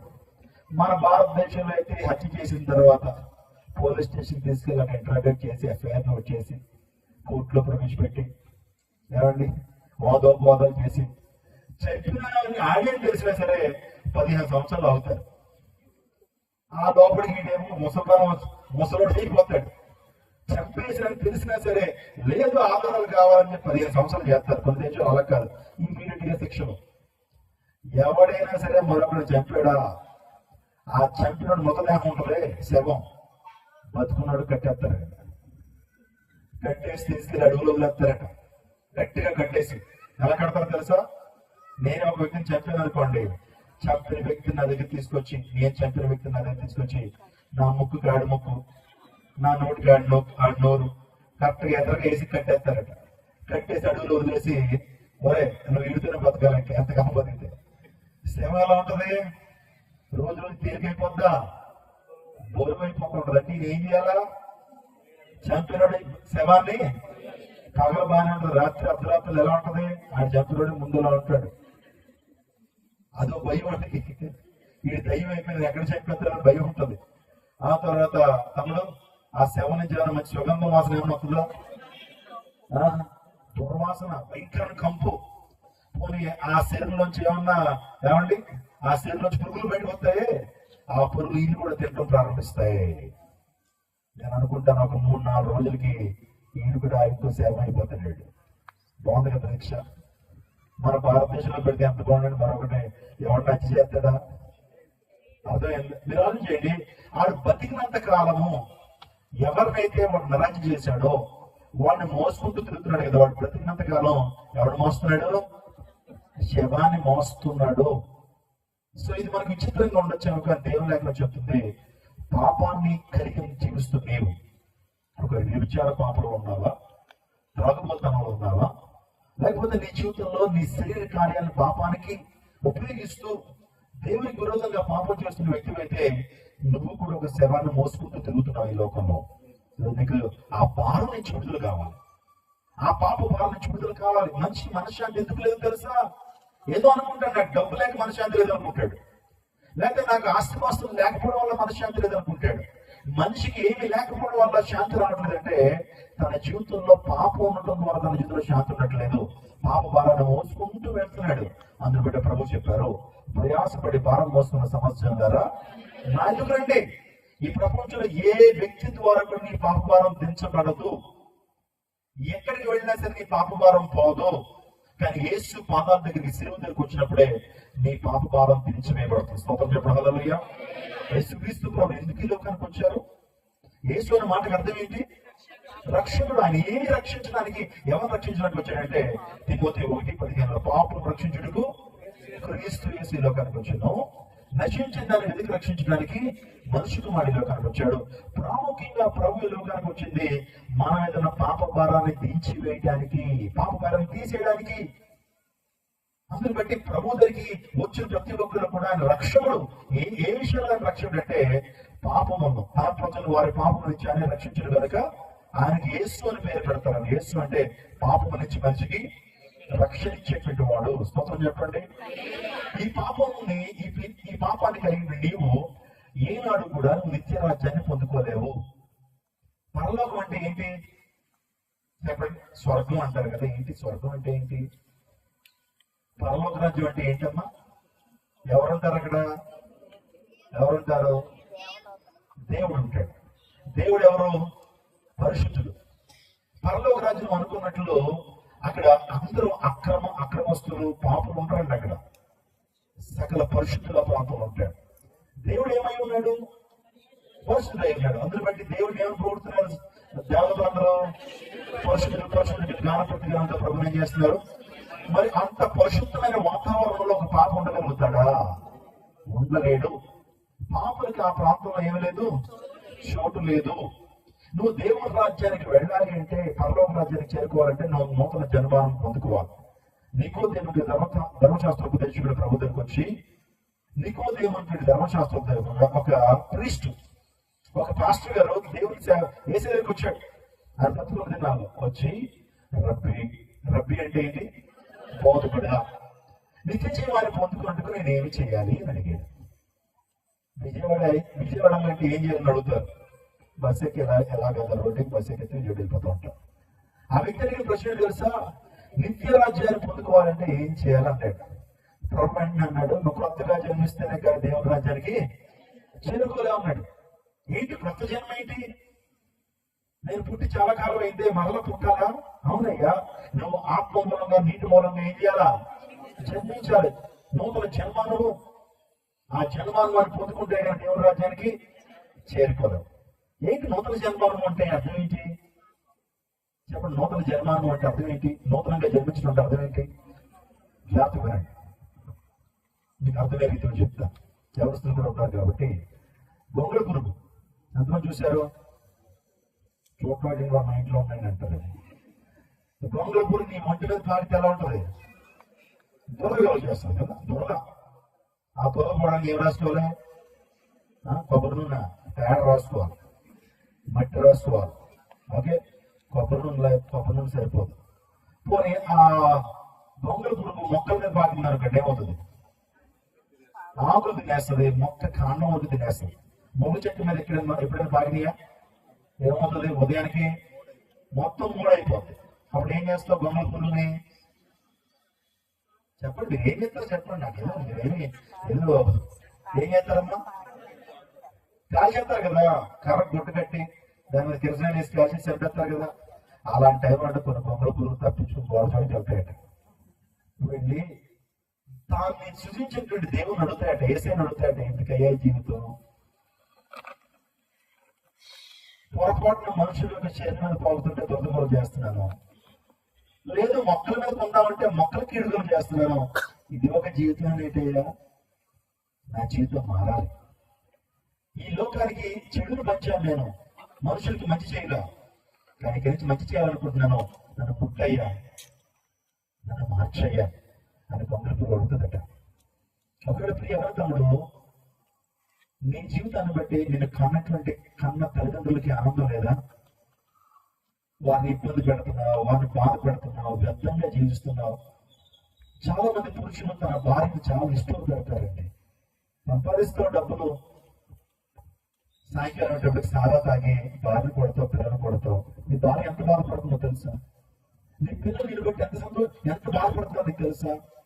నీ జీవితంలో గొంగళ పురుగులాగా ఉందేమో, బోధకులు చేస్తున్నావు, బాధకులు చేస్తున్నావు. కానీ నీ జీవితంలో మార్పు రావాలి. ఒకరోజు కాకపోయినా మరొక రోజైనా నువ్వు మారద్దా? ఎప్పుడు కానీ జీవిస్తావా? నీ జీవితంలో మార్పు వద్దాం. ప్రియ చెల్లి, ప్రియ అక్క, నీ భర్తను ఇబ్బంది పెడుతున్నావు, టార్చర్ పెడుతున్నావు. నీ వ్యర్థమైన ప్రవర్తన బట్టి నీ కుటుంబాన్ని నువ్వే హానికలు చేస్తున్నావు, నీకు హానికలు చేసుకుంటావు. మారద్దా? తరబడి కుమారుడు ఒక రోజు వాడికి బుద్ధి వచ్చిందంట. ఏమొచ్చింది? అయితే వాడికి బుద్ధి వచ్చినప్పుడు అని ఉంటుంది. అయితే వాడికి, మీకు ఇంగ్లీష్ అయితే బాగా పోతుంది, వాడికి కేమ్ ఇంటూ సెన్సెస్. సెన్స్ వచ్చిందంట వాడికి. ఏమొచ్చింది? కొంచెం సెన్స్ లేదు అంటాం. వాడికి సెన్స్ వచ్చిందట. ఎప్పుడు? పందులు కూడా తోసేసినప్పుడు, పందులు పొట్టు కూడా తినకుండా చేసినప్పుడు, ఇదేం జీవితం? నా తండ్రి ఇంట్లో అనేక మంది కూలి వంటకి సమృద్ధిగా ఏముంది? వాళ్ళే తినేసి అలా వదిలేస్తారు. బిర్యానీలు, పచ్చి పరమండాలు. ఇక్కడ పంది పొట్టు తినడానికి కూడా నాకు ఏం లేదు, యోగ్యత లేదు. పందులు కూడా తోచేస్తున్నాయి. ఇది ఒక జీవితమేనా? లేదు. బుద్ధి తెచ్చుకున్నాడు. నా తండ్రి ఇంట నేను కుమారుడు అనిపించుకోవడానికి ఇంక నాకేం లేదు, అర్హత లేదు. నా తండ్రి ఇంట కూలి వంటరుగా ఉంటాను, అడుగుతాను అని చెప్పి బుద్ధి వచ్చినప్పుడు వాడు తండ్రి ఇంటికి వెళ్ళాడు. నీకు కూడా ఏదో టైంలో బుద్ధి రావాలి. ప్రియ తమ్ముడు, ప్రియ అన్న, బుద్ధి రాకపోతే నువ్వు ఒక పశువుతోనే సమానం. ఆ దొంగల పురుగు అడుగుతుందట, ప్రభు అంటే దాన్ని ముట్టుకుని ఆ దొంగల పురుగుని ఎలా మారుస్తాడు చెప్పండి? సీతాకోక చిలుకగా మారుస్తాడు. ఇప్పుడు చెప్పండి, సీతాకోక చిలుక ఒంటి మీద పాలు త్వరగా రాదు. మొక్కల మీద పాలితే, మొక్కల మీద పాలితే మొదలు తినేస్తుంది. అది ఏం చేస్తుంది? ఇంకా చెప్పిన డాక్టర్ అమ్మ ఎవరు చెప్తున్నారు? ఆ బాబు చెప్తాను, చెప్పమ్మా. వండర్ఫుల్. సో పాలిన్ అనేటువంటి ఒక ప్రాసెస్ చేస్తుంది. మీకు తెలియదు, దొంగల పురుగు మొక్కల మీద పాకి ఏం చేస్తుందో? మొక్కల్లో పరపరాగ సంపర్కం చేస్తుంది. మొక్కలు పుష్పించడానికి, కాయలు కాయడానికి, మొక్క అభివృద్ధికి తోడ్పడేది ఏంటి? ఒకవేళ మీ ఇంట్లోకి ఏం సీతాకోక చిలుక వచ్చింది, మీ యొక్క మొక్కల మీద పాకింది అనుకోండి, దాన్ని కొట్టేది మొక్కలకు మేలు చేస్తుంది. అది మొక్కలు ఇంకా పుష్పించడానికి, ఆ పిందులు కాయలుగా మారడానికి, ఆ కాయలు పళ్ళు అవ్వడానికి తోడ్పడేది ఏంటి? సీతాకోక చిలుక. కానీ దొంగల పురుగుగా ఉన్నప్పుడు తినేసింది కదా. అంటే అది మారిన తర్వాత ఎలా మారింది? మారిన తర్వాత ప్రయోజనకరంగా మారింది. స్తోత్రం చెప్పండి. ప్రభు ఏం కోరుతున్నాడు తెలుసు? ఈ రోజున ఏసయ్యని, టెంకాయలని, వంకాయలని, ఎదుటిని, తలవేనాలు కోరట్లేదు ప్రభు. దొంగల పురుగులు నీవు నా దగ్గర రాయ సీతాకోక చిలుకగా మారుతారు. స్తోత్రం చెప్పండి. దీన్ని ఏమంటారంటే మారు మనసు అంటారు. ఏమంటారు? మారు మనస్సు అంటారు. నీ పాప జీవితాన్ని, నేను పాపని గ్రహించాలా? తప్పుపెట్టు కుమారుడు ఏం గ్రహించాడు? నేను నా తండ్రికి, పరలోక రాజుల తండ్రికి విరోధంగా ఏం చేశాను? నేను పాపం చేశాను. ఈ పాపంతో ఉంటే నా జీవితంలో శాపమే. ఈ పాపాన్ని విడిచిపెట్టాలి, నేను మంచోడిగా మారాలి, ఆ రక్తం నా ప్రతి పాపాన్ని కడుక్కోవాలి, క్రీస్తు రక్తం మాత్రమే నా పరిశుద్ధుడిగా చేస్తుందనే విశ్వాసంతో తిరిగి వచ్చాడు. ప్రభు పాదం మీద, తండ్రి పాదాల మీద పడ్డాడు, క్షమాపణ కోరుకున్నాడు, ప్రశస్త వస్త్రాన్ని పొందుకున్నాడు, కాళ్ళకి చెప్పులు తొలగించాడు తండ్రి, ఉంగరాన్ని ఎక్కాడు. స్తోత్రం చెప్పండి. కాబట్టి మీ పాప భారం దించబడేటువంటి స్థలం ఏంటంటే యేసుక్రీస్తు ప్రభు శిలువ. స్తోత్రం చెప్పండి. శిలువ దగ్గరికి వచ్చి నువ్వు ఎప్పుడైతే ప్రభువుని, అయ్యా నేను పాపినయ్యా, ఏసై నమ్ముకోవడం అనేది సూక్ష్మలో మోక్షం. ఏంటది? నువ్వేదో చేయనక్కర్లా. 7 వారాలు ఉపవాసం ఉండి ఏదో చేయనక్కర్లా, లేకపోతే పలానా కొండెక్కరక్కర్లా, నీ చుట్టూ ఇవ్వక్కర్లా.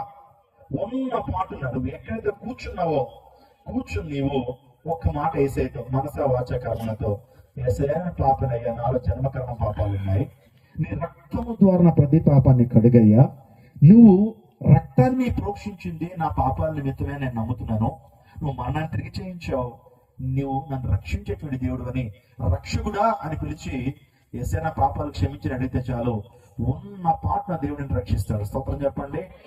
హల్లెలూయా. కాబట్టి ఆ రక్షణ పొందుకుని నీవు శాంతిని అనుభవిస్తావు. స్తోత్రం చెప్పండి. హల్లెలూయా. పునరుత్థాన నిరీక్షణ కలిగినటువంటి వాడు మరణానికి కూడా భయపడ్డావు. జక్కయ్య అనేటువంటి ఒక వ్యక్తి ఉన్నాడు. ఆ వ్యక్తి సుంకపు గుర్తుదారుడు. ఎవరు జక్కయ్య? ఎవరు అంటే పనులు వసూలు చేస్తాడు అనమాట. ఒకరోజు ఎంతో పట్టణానికి ప్రభు వస్తున్నప్పుడు యేసు ఎవరో అని చూడాలనుకున్నాడట కదా. మీ ఇంటికి జగన్ గారు, మీ ఊరికి జగన్ గారు వస్తున్నారంటే ఎలా ఉంటాడో, టీవీలో తెల్లగా ఉంటాడు, ఆ తర్వాత ఒరిజినల్ గా ఎలా ఉంటాడు, విగ్గా లేకపోతే మామూలు చుట్ట అని ఒక సెలబ్రిటీని చూస్తున్నప్పుడు ఎలా ఉంటాడు అనేటువంటి ఆ ఉత్సుకత ఉంటదే. ఈయన కూడా ఆ నోట ఈ నోట ఈ ప్రభు గురించి మాట్లాడేది ఎలా ఉంటాడో అని రోడ్డు మీదకి వచ్చాడు. రోడ్డు మీదకి వస్తే పాపం అయినేమో పొట్టోడు, కొద్దిగా ఏంటది పొట్టివాడు. కాబట్టి సో బహుజన సమూహాలు ఉన్నాయి, ప్రభు చుట్టూ జనాలు ఉన్నారు, చూడలేకపోతున్నాడు. అప్పుడు వెంటనే ఈయనకి ఒక ఐడియా వచ్చింది. ఒక ఐడియా జీవితాన్ని మ్యాచ్ చేస్తున్నట్టు ఐడియా వచ్చి ఏ చెట్టు ఎక్కాడు? మేడి చెట్టు ఎక్కాడు. అబ్బా, ఇతని స్వభావం ఎలా ఉంటుందా? ఆ స్వభావం లాంటిది ఆ మేడి చెట్టు కూడా. మేడి చెట్టు ఎలా ఉంటది? మేడి పండు గురించి పద్యం చెప్పండి నాకు. సూపర్, అసలు పేరు సూపర్. మేడి పండు చూడ మేలుమై ఉండ.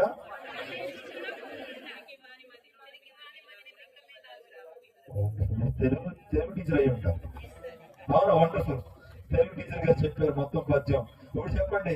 మేడి పండు చూడ మేలుమై ఉండ, పొట్ట విప్పు చూడ. మేడి పండు పై చూడడానికి ఎలా ఉంటుంది? నిగరగా ఆడిపోద్దంట. అబ్బా, తినేస్తే ఎంత బాగుంటుంది అనిపిస్తుంది. కానీ పొరపాటున ఇలా తెరిచి చూసారా, లోపల ఏముంటది? జక్కయ్య గారి జీవితం కూడా అంతే. పైకి మాత్రం ఆఫీసర్, లోపలంతా ఏంటి? కుళ్ళు కుతంత్రాలు అన్నమాట. లోపలంతా కపటం. మనుషులు కూడా అంతే. పైకి ప్రైజ్ లార్డ్ సిస్టర్ గారు అంటది, లోపల ఫీలింగ్ ఏంటి తెలుసా? ఇవి ఎప్పుడు నాశనం అయిపోద్దా అదే ఫీలింగ్. పైకి మాత్రం బాగున్నారా అని అంటది, కానీ లోపల ఏంటి? కుళ్ళు కుతంత్రం. పైకి నటిస్తారు ప్రజలు, వేషధారణ. ఏమండి? లోపలంతా ఏంటి? ప్రేమ కూడా నటనండి. నటిస్తాడు మనిషి. దాన్ని ఏమన్నారు చెప్పండి? వేషధారణ. ఈయన కూడా అంతే. పైకి మాత్రం ఆఫీసులో, లోపలంతా ఏంటి? అన్యాయం, అక్రమం.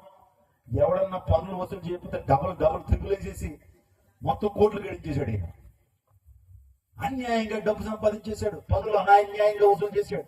అలాంటి వ్యక్తి ఏ చెట్టు ఎక్కాడు? ఎలాంటి స్వభావం కలిగినాడు? అదే చెట్టు ఎక్కితే ప్రభువు వారు కరెక్ట్ గా చెట్టు కిందకి వచ్చి జక్కయ్య దిగి అన్నాడు. జక్కయ్య త్వరగా. ఏమండి మరొక పిచ్చెక్కిపోయింది. ఏంటి ప్రభు వారు వచ్చి నా పేరు ఆయనకి ఎలా తెలుసు? పైకి చెట్టు ఎక్కాను, ఎవరికి తెలియకుండా ఎక్కాను నేను ఆ యొక్క ఆకుల్లోంచి. ఎవరికి తెలియదు, ఎవరు గమనించట్లేదు అనుకున్నాను. కరెక్ట్గా వేసానని కూడా చూడలేదు కదా ఆయన. ఆయన అంత దూరంలో ఉన్నాడు, కనీసం అంత దూరం నుంచి ఎలా చూశాడు? పైకి నా పేరు తెలుసు, ఎవరు చెప్పుకుంటారు? ప్రభువుకు సమస్తం కూడా తెలుసు. ఆమె చెప్పండి. ఇందాక తమ్ముడు ఒక మంచి పాట పాడాడు, నన్ను చూచువాడా నన్ను ఏడు తమ్ముడేడు నన్ను కాచువాడని పాట పాడాడు. పరిశోధించి తెలుసుకున్నావు, నేను కూర్చుండుట, నేను లేచి ఉండుట బాగుగా ఎరిగి ఉన్నా. అవును, ఇది నువ్వు నీ అంతరంగం ప్రభు తెలుసు, నీ వేదన ప్రభు తెలుసు. ఎవరితో చెప్పుకున్న సమస్యలతో ఉంటావు, వేదనతో ఉంటావు, కన్నీటితో ఉంటావు. నీ బాధ ఎవరికైనా చెప్పుకుంటే హేళన చేస్తారని ఎవరికి చెప్పుకోకుండా ఇప్పుడు గుండెలో దాచుకుంటావు చూసావా, అది కూడా ప్రభుకు తెలుసు. హల్లెలూయా. యేసయ్యకి సమస్త కూడా తెలుసు. ఆయనకి జక్కయ్య స్థితి తెలుసు. అందుని బట్టి జక్కయ్య 2 గంటలైంది దిగే అన్నాడా? త్వరగా దిగు, నువ్వు ఎక్కిన చెట్టు సరిగ్గా లేదయ్యా, నీ జీవితం సరిగ్గా లేదు, త్వరగా దిగు. త్వరగా ఎప్పుడు అంటారు? అపాయం వచ్చినప్పుడు త్వరగా అంటాం కదా. మీ ఇంట్లో వెనకాల అంట్లు తోముకుంటున్నారు మీరు, పెరట్లో, మీ ఇంటి బయట, మీ ఇంట్లో అనుకోండి, బయట తోముతారు కదా అంట్లు. అప్పుడు ఆస్మా వచ్చేసి మీద ముందుకొచ్చి నాట్యం చేస్తుంది అలాగా. ఈ రోజంతా పావులు కాన్సెప్ట్ మీ ఊరి పేరు అది. పాము వచ్చి ఏం చేస్తుంది? అప్పుడు మీరు మీ అబ్బాయి బుజ్జియో నాని ఉంటారు కదా, నాని పాము వచ్చిందిరా, సుమారుగా 16 అడుగులు 15-12 అడుగులు ఉంది. అదిగో మన ఇంట్లో హాల్లో కర్ర ఉంటుంది, బొడుపుల కర్ర. నువ్వు ఒక అరగంట అయిన తర్వాత మెల్లగా కర్ర తీసుకుని రారా బాబు, ఏం కాదు నేను చూసుకుంటాను అంటావా? ఏమంటావు నువ్వు? అరే త్వరగా ముందుకు రారా బాబు, ఇక్కడ ఏమొచ్చేసింది? పాము వచ్చేసింది. అరుద్దావా త్వరగా ఎప్పుడంటావు? ప్రమాదం ఉంది కాబట్టి. ప్రభు జక్కయ్యను ప్రమాదంలో ఉన్నావు, త్వరగా దిగు. వ్యక్తి చెట్టు బాల ప్రమాదంలో ఉన్న పాపంలో ఉన్నావు, త్వరగా దిగు అంటే ఆ మాట తూకిసాడు ఆయన. స్తోత్రం చెప్పండి. ప్రభు అన్నాడు, నేడు నీ ఇంట ఉండవలసి ఉన్నది అని చెప్పేటప్పుడు తీసుకెళ్ళిపోయాడు, ఇంటికి తీసుకెళ్ళిపోయాడు. యేసయ్య ఎప్పుడైతే గృహంలోకి ఆహ్వానించాడో తన జీవితం మారిపోయింది. ప్రభు అంటాడు, నేడు ఇంటికి రక్షణ వచ్చింది. ఇతరులు కూడా అబ్రహాము కుమారుడే జక్కయ్య రక్షణ వచ్చేసింది దానికి. అప్పుడు అంటాడు, ఎవరి దగ్గర అయితే అన్యాయంగా డబ్బులు తీసుకున్నానో, ఎవరికి ఎంత ఇచ్చేస్తానో, 4 ఇచ్చేస్తాను. 100 రూపాయలు తీసుకుని 400 ఇచ్చేస్తున్నాను లేదు, మొత్తం పంచిపెట్టే స్థానం మీద ఉన్న పాప దోషాన్ని అంతా కూడా చెప్పండి ప్రక్షాళన చేసుకున్నాడు. జక్కయ్య గారు ఇప్పుడు ఎక్కడున్నారు? జక్కయ్య గారు ఎక్కడున్నారు? పరలోక రాజ్యంలో ఉన్నారు.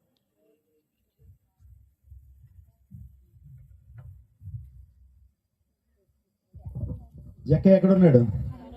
పరలోక రాజ్యంలో ఉన్నాడు. ఆయన రక్షణ పొందాడు. చూసారా? ఓ ఇస్రాయేలు, నీ భాగ్యం ఎంత గొప్పది, యెహోవా నిన్ను రక్షించిన నిన్ను పోలిన వారు. రక్షణ పొందిన వ్యక్తి అయితే నీకు సాటినటువంటి వారు లేరండి. రక్షణ పొందితే దేవుని దృష్టిలో డైమండ్. రక్షణ పొందితే నీకు సాటినటువంటి వారు లేరు. ఈ లోకంలో ఎంత కోట్లు గడించిన వారైనా సరే రక్షణ లేకపోతే వారు కాలించిన గుడ్డలోనే. నువ్వు ఒక పేదవాడిగా ఉండొచ్చు, పూరిపాకలో ఉండొచ్చు, కానీ రక్షణ పొందితే నీ నిత్యత్వము దేవునితో ఉంటుంది. హల్లెలూయా, ప్రైజ్ గాడ్, హల్లెలూయా. అబ్రహాము సైతం దేనికి దేవుడి శిల్పి నిర్మాణకుడు ఉన్నాడో ఆ పట్నం కొరకు ఎదురు చూస్తాడట. అందుని బట్టి అబ్రహాం గారు ఎప్పుడు డాబాలు కట్టుకోవాలా, గుడారంలో నివసించాడు ఆయన. అంటే తన యొక్క ఆశ అంటే ఏంటి? పరలోక రాజ్యం, పునాదులు గల పట్టణం. దేనికి దేవుడు శిల్పు నిర్మాణకుడై ఉన్నాడో ఆ పట్టణం కొరకు ఎదురు చూశాడు. ఎప్పుడు? క్రీస్తు పూర్వం సుమారు 2500 సంవత్సరాల క్రితం ఆ పట్టణం కొరకు ఎదురు చూశాడు. స్తోత్రం చెప్పండి. మరణంతో జీవితం ఉంది. దావీదు గారికి కుమారుడు ఉన్నాడండి. ఆ కుమారుడు అస్వస్థతగా ఉన్నప్పుడు తెగ ప్రార్థన చేశాడు, దొర్లి ప్రార్థన చేశాడు, ఉపవాసం ప్రార్థన చేశాడు. ఎప్పుడైతే దావీదు కుమారుడు చంటి పిల్లవాడు ఎప్పుడైతే చనిపోయిన తెలగానే దావీదు వెంటనే స్నానం చేసి భోజనం చేసేసాడు. ఏంటి చచ్చిపోయిన తర్వాత చేస్తారా? అంటే తను ఏమంటాడు తెలుసా, నా కొడుకు నేను మళ్ళా చూస్తాను. నేను స్తోత్రం చెప్పండి, నా కొడుకు నేను. అంటే పాత నిబంధనలోనే పునరుత్థానం గురించి నమ్మినటువంటి భక్తులు ఉన్నారు. హల్లెలూయా. అందుని బట్టి క్రైస్తవ నిరీక్షణ చాలా గొప్పది. సో మన జీవితాల్లో దేన్ని అందు ఏం చేయొద్దు, దుఃఖించద్దు. దేవుడు అన్ని వేళలా మిమ్మల్ని పోషించేటువంటి వాడు. నీ జీవితంలో ఏం తిందామా, ఏం త్రాగుదామా, ఏం కట్టుకుందామా, దేహం గురించి చింతించొద్దు. మీ జీవితం అన్ని వేళల్లో ప్రభు ఏం చేసేవాడు, పోషించేటువంటి వాడు. ఏలియాని కాకువలం ద్వారా పోషించలేదా ప్రభు? ఏలియాని అన్నాడు, నువ్వు ఏ వాగు దగ్గరికి వెళ్ళమన్నాడు? కెరీతు వాగు దగ్గరికి వెళ్ళమన్నాడు. బాగా చెప్తున్నారు మీరు. కెరీతు వాగు దగ్గరికి వెళ్ళమన్నాడు. అప్పటికే పాపం అయ్యగారికి చాలా బాధ కలిగింది. ఆహాబు ఇజ్రాయేలు బాగా ఏం చేస్తున్నారు, ఇబ్బంది పెడతాం, చంపేస్తామని భయపెడుతుంటే ప్రభు దగ్గరికి వెళ్ళి దైవ సేవ తీసేసుకో ప్రభు, ఇంతవరకు చాలా సేవ చేసింది, చాలా అద్భుతాలు నేను చాలా అద్భుతాలు నీ నామంలో చేశాను, ఇంకా నన్ను తీసేసుకో అంటే, నేను తీసేసుకోవాలా లేదంటే నాకు తెలుసా, నువ్వు ఎంతకాలం సేవ చేయాలి నాకు తెలుసు, నువ్వేమి అదేరి పడకుండా ఎక్కడాడు కెరీతు వాగు దగ్గరికి వెళ్ళి. మొత్తం దేశం అంతా కూడా కరులే. కెరీతు వాగు దగ్గరికి వెళ్తే అక్కడ ఏముంటాయి, మనుషులు ఉండరు. దేవుని సేవడు మనుషుల్లో ఉంటే దేవుని సేవడికి ఏమన్నా మీరంటూ తీసుకొచ్చి ఆహారం పెడతారు. మరి కెరీతు వాగు దగ్గర ఏముంటాయి, ఏముండవు, రాళ్ళు ఉంటాయి అక్కడ. నువ్వు అక్కడికి వెళ్ళు అన్నాడు. దేవుని మాట విన్నాడు, ఆ ప్రాంతానికి వెళ్ళాడు. ప్రతి ఉదయం సాయంకాలం కాకులు ఏం తీసుకొస్తున్నాయి, ఆహారాన్ని తీసుకొస్తున్నాయి. రొట్టె మాంసం. మీరు ఎప్పుడైనా బర్గర్ తిన్నారా? 2 రొట్టెల మధ్యలో ఏం పెడతారు, చికెన్ పెట్టి మాంసం పెట్టి దాని ఉల్లిపాయలు వేసి అన్ని వేసేస్తా ఉంటారు, దాన్ని బర్గర్ అంటారు. ఈ యొక్క ఐడియా కూడా ఏం తీసుకొచ్చినాయి, బర్గర్లు తీసుకొచ్చి పెట్టినాయి ఫుల్గా. ఒకరోజు మటన్ బర్గర్, ఒక్కొక్క రోజు చికెన్ బర్గర్. ఎక్కడికి తీసుకొస్తున్నాయి, రాజుగారి ఇంట్లో తీసుకొచ్చి రాజభోజనం తీసుకొస్తున్నాయి. కాకులు పెట్టే బుద్ధి ఉంటుందా అమ్మా? తన్నుకు పోయే బుద్ధి దేంది, కాగిది. మీ కుర్రడు జంతికి ఇచ్చి బయట పెట్టండి కుర్రోడిని, కాకులు వేసి తన్నిపోతాయి జంతిగా. కాకులు పెట్టే బుద్ధి కాదు, కానీ ఆ పెట్టే బుద్ధి లేనటువంటి కాకులు కూడా దేవుడు మార్చేసి తన సేవకుడు ఏం చేశాడు, పోషింపు చేశాడు. నాకు మాట చెప్పిన, దేవునిపై మీరు భారం ఉంచితే మీ పాపాలు క్షమించబట్టం మాత్రమే కాదు, మీకు శాంతి రావడం మాత్రమే కాదు, కష్టములన్నింటిలో కూడా మీరు విశ్రాంతిని పొందుతారు. స్తోత్రం చెప్పండి. అన్ని వేళ ప్రభు ఆదుకుంటాడు. నీ ఉద్దేశాలు దేవుడు ఏం చేస్తాడు, సఫలం చేస్తాడు, నీకు స్వస్థతను ఇస్తాడు. రాత్రి కాల సమయంలో నీ భారాన్ని ప్రభు మీద ఉంచు, ప్రభు నీకు విడిచిపెట్టాడు. చిన్న విషయాన్ని చెప్పి ముగిస్తాను, టైం అయిపోయింది కదా, మళ్ళీ మీరు ఇంటికి వెళ్ళాలి రేపు 2 రోజులు. ఇంకా చెప్పమంటారా? ఈ రాత్రి కాల సమయంలో ప్రభు మిమ్మల్ని విడిచిపెట్టాడు. నేను విడువని ఎడబానని ప్రభు వాగ్దానం చేశాడు. నేను స్వస్థత చెప్పింది దేవుడు. ఆయన స్వస్థత చాలా గొప్పది. ఈరోజు ఉదయమే ఆ కారులో ఒక బ్రదర్ కోసం నేను ప్రార్థన చేశాను. ఆ బాబుకి వాస్తవానికి బ్రెయిన్ ట్యూమర్ ఉందండి. సో కారులో నేను మార్నింగ్ అంతా కూడా అంతర్వేదిపాలెం, నర్సపూర్ ఆ ప్రాంతంలో దేవుని స్వార్థ ప్రకటించి ఈరోజు 9 గంటలకు వచ్చాను ఇక్కడికి విజయవాడ. మళ్ళీ ఒక వివాహంలో ఒక మెసేజ్ అందించి మళ్ళీ మీ దగ్గరికి వచ్చాను.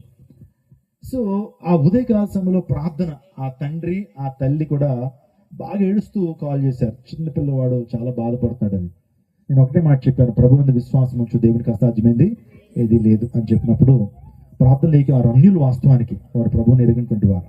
సో ఉదయం ప్రార్థన చేశాను. మరలా ఇక్కడ మీ దగ్గరికి వస్తున్నప్పుడు కాల్ వచ్చింది, డాక్టర్ గారు అంతా బాగున్నాడని చెప్పారు, ఏ ప్రమాదం లేదు బాబుకి, మధ్యాహ్నం ఏమన్నారంటే చచ్చిపోతాడు అన్నారు, కానీ దేవుడి సజీవ లెక్కలు ఉంది. ప్రార్థన పరిస్థితులను ఏం చేస్తుంది, మారుస్తుంది. ప్రార్థన పరిస్థితులను ఏం చేస్తుంది, మారుస్తుంది. ప్రార్థన అద్భుతాలు జరిగిస్తుంది. నేను ఒక చిన్న సంఘటన చెప్పి నేను ముగించేస్తాను. నేను ప్రార్థన చేసి వెళ్తాను. సుమారు ఒక 30 సంవత్సరాల క్రితం జరిగిన సంఘటన. భార్యాభర్తలో ఒక ప్రాంతంలో నివాసం చేస్తున్నారు. వారిద్దరు కూడా దేవుని పరిచర్య ప్రారంభించారు. ఇద్దరు కూడా బాగా చదువుకున్నారు, ఉద్యోగాలు రాజీనామా చేసి రోషంతో ఒక ప్రాంతంలో పరిచర్య ప్రారంభించారు. ఇద్దరితో ప్రారంభించారు పరిచర్య. 30 మంది 40 మంది వస్తున్నారు. ఒక ఆదివారం దినం ఏం జరిగిందో చెప్తాను. వాళ్ళకి 3 బిడ్డలు ప్రభు ఇచ్చాడు. ఎంతమందిని? 3 బిడ్డలు. వారిని ప్రభు కోసం పెంచాలని వారిని ప్రయాసతో పెంచుతున్నారు. ఒకరోజు ఆదివారం దేవుని సేవకులు ఇల్లు ఎలా ఉంటాయి, బిజీగా ఉంటాయి. పాస్టర్ గారు ఏమో అందరి కోసం ప్రార్థన చేయాలి, వాకింగ్ చెప్పాలి, పాస్టర్ గారు వంటలు చేస్తూ ఉంటుంది, ప్రభు బల్ల తయారు చేస్తూ ఉంటుంది.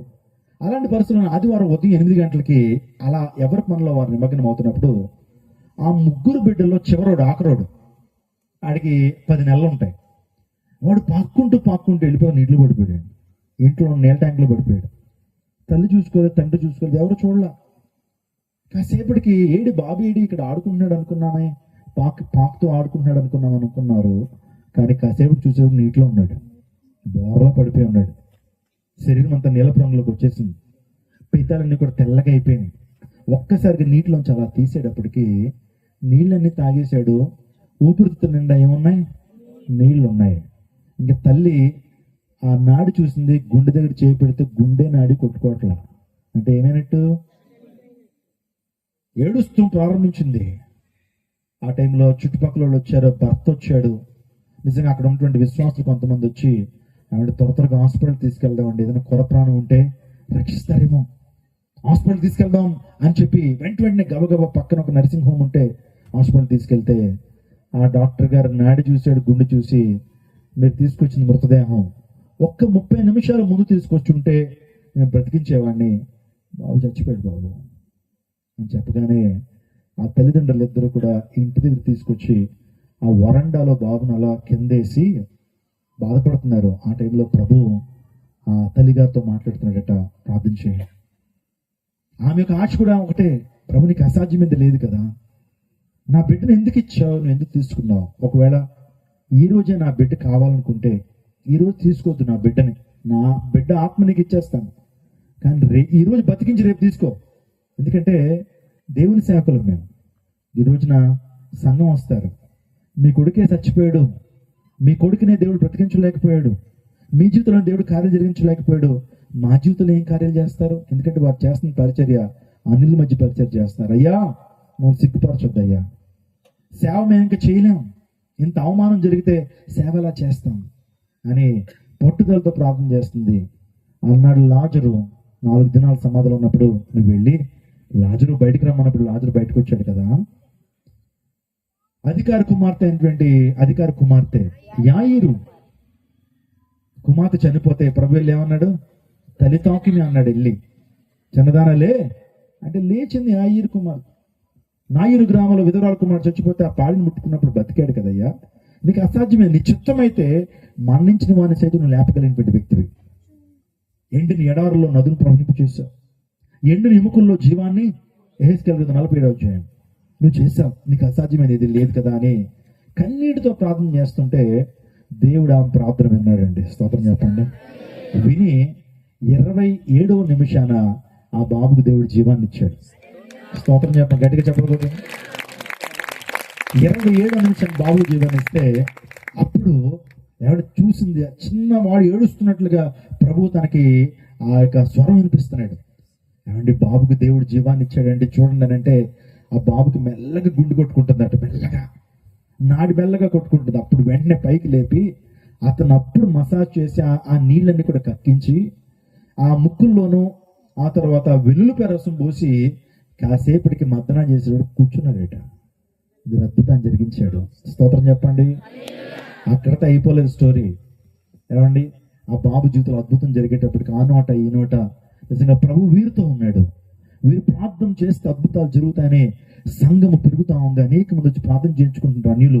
సంఘం పెరుగుతా ఉంది. ఈ బాబుని దేవుడి కోసం పెంచాలనుకున్నారు. ఆ బాబు కూడా పెరుగుతున్నాడు. చిన్నోడు నెలల బాబు సంవత్సరంలోకి వెళ్ళాడు, స్కూల్కి వెళ్తున్నాడు, హై స్కూల్కి వెళ్ళాడు, ఆ తర్వాత కాలేజ్ స్టడీస్కి వచ్చాడు.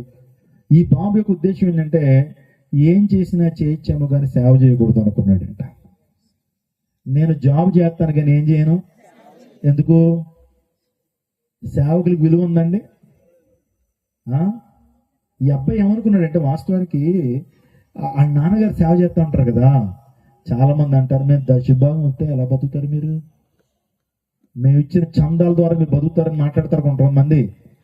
ఆ మాటలు విన్నటువంటి ఆ బాబు ఇలాంటి ఒకరి మీద ఆధారపడి జీవించడం ఎందుకు, జాబ్ చేయాలా, వాళ్ళ నాన్నగారికి అతనే స్పాన్సర్ చేయాలి, జీతంలో సగం జీతం ఎవరికి ఇవ్వాలి, సేవకుడికి ఇచ్చి బలపరచాలి తప్పించి సేవకుడు చేయకూడదు అనుకున్నాడు.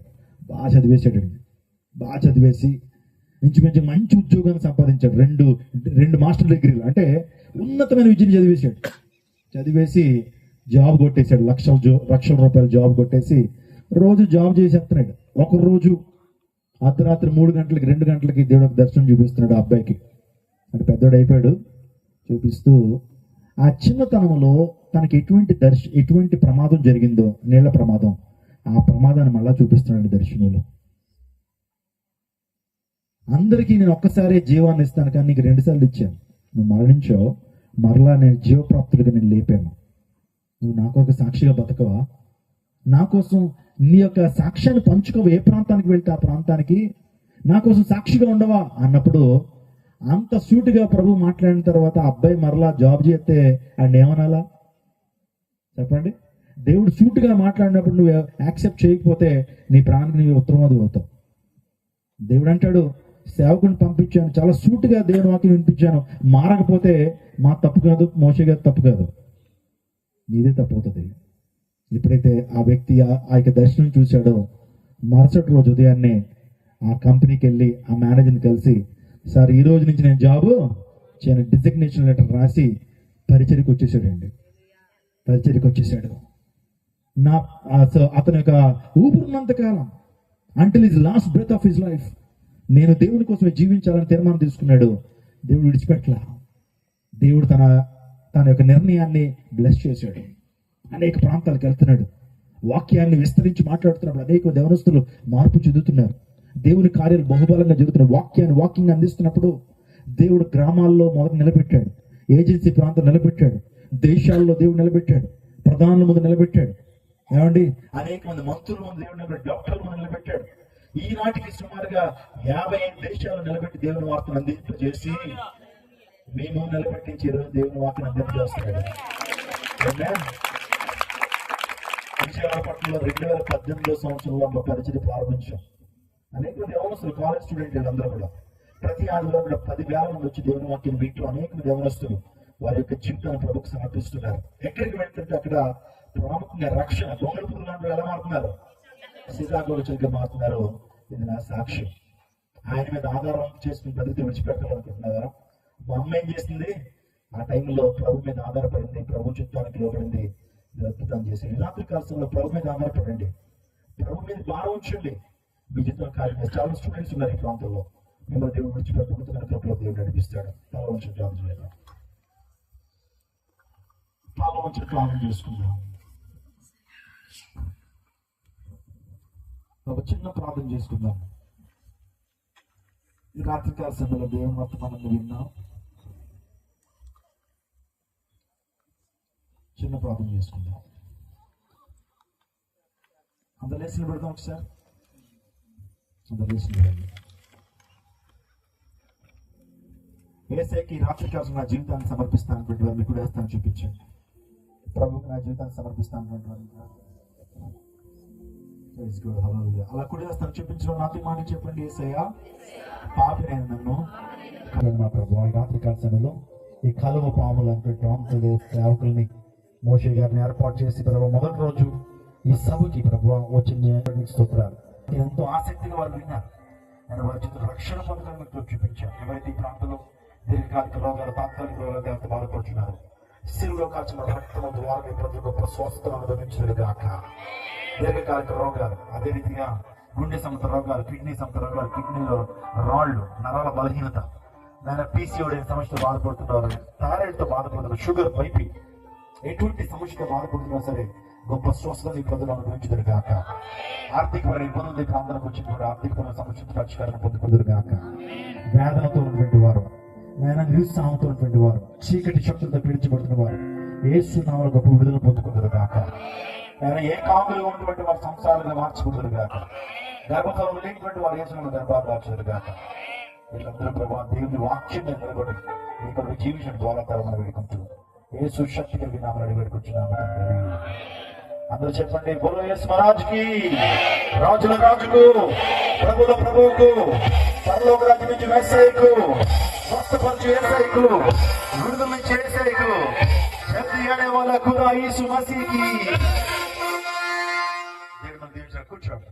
దేవుని దీవించిన గాక.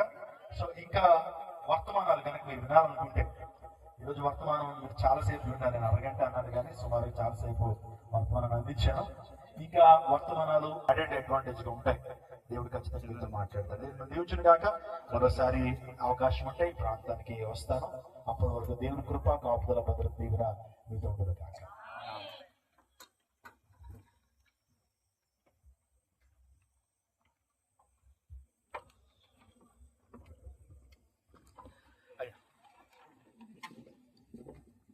అందరూ లేచి నిలబడి ఆశీర్వాదంతో మన ఇక్కడి నుంచి వెళ్దాం.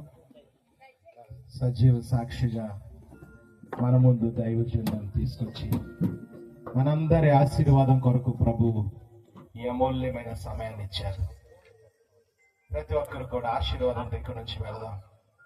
ఇప్పుడు మన పరమ తండ్రి అయిన దేవుని ప్రేమ, మన ప్రియుడును రక్షకుడైన యేసుక్రీస్తు మహాకృప, పరిశుద్ధాత్మ దేవుని అన్యోన్య సహవాసము, ఆదరణ, కాపుదల కూడి ఉన్న మనందరికీ, లోక పరిశుద్ధులకు, జరగనున్నటువంటి రేపు ఎల్లుండే సభకు సదా తోడయుండుగాక. ఆమేన్. యేసు రక్తమే జై, సిలువ రక్తమే జై. ప్రభు యేసు నామానికి సంపూర్ణ విజయం కలుగును గాక. ఆమేన్. మీ అందరికీ మరి హృదయపూర్వకమైన వందనాలు. మరి రేపు రాత్రి కూడా మీరు పెందల కాడిని మీ కుటుంబ సభ్యులు, మీ బంధుమిత్రాదులు, స్నేహితులతో రండి. అమూల్యమైన సందేశాలు రేపు ఎల్లుండి ఇవ్వబడతాయి. ఎల్లుండి కూడా మన మధ్యలోనికి దైవజనరాలు రాబోతా ఉన్నారు. ఈ 3 రోజులు కూడా మీరు పాలు పంపులు పొంది దైవ దీవెనలు పొందండి. రేపు ఎల్లుండే సకాలంలో మీ కుటుంబాలతో కూడా రండి. అనేకులు ప్రోత్సహించండి. నిశ్చయంగా దేవుడు ఈ స్థలములో మిమ్మల్ని దర్శించి, జీవించి